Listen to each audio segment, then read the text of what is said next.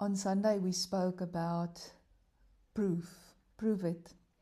And Jesus really came and proved his identity, the fact that he is the Son of God.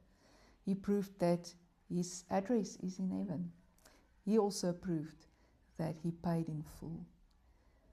The world that we live in today makes it difficult for us to believe, because we are living in a world that is greatly driven digitally, and nothing of that creates an environment for us to feel safe enough to believe. But if we just go back to the Word of God, to the basics of the Word. This morning I've been paging through the Bible, and almost every page, as I turn the pages, is all about Jesus and how much he loves us and the completeness of the work that he did for us on the cross. And we don't need any more proof. In John 4, we read the story of the government official that came to Jesus, and because he heard that Jesus was in Cana, and he came all the way from Capernaum to ask him to heal his son that was dying. He moved on the faith that was in his heart, on the hope that Jesus would heal his son. And he did, but Jesus asked him this question: will you never believe before you see? And I'm asking you this question today: do we really need to see before we can believe?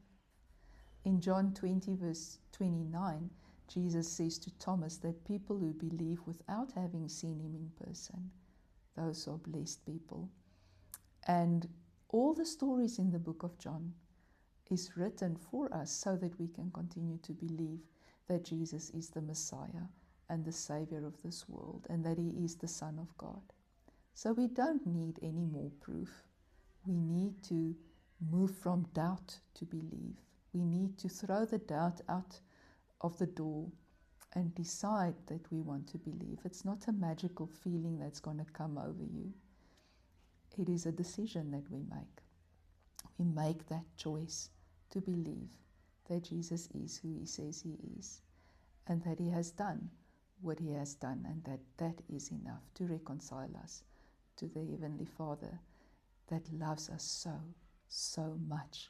And I just want to read John 3 verse 16 again.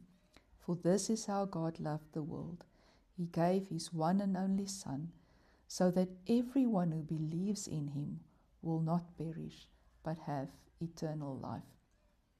In verse 17 of John 3, we read that if we do not believe, we remain under judgment.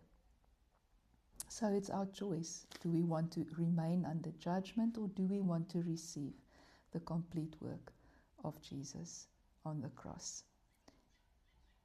I think we should rather believe than remain under judgment. Let's pray.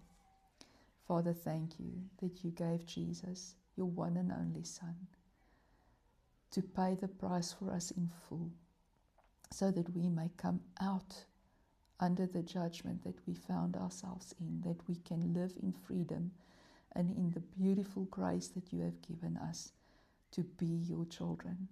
And I pray, Lord, that this will become a reality for us in spite of this world that we are living in, and this culture that has taught us to doubt everything that we hear.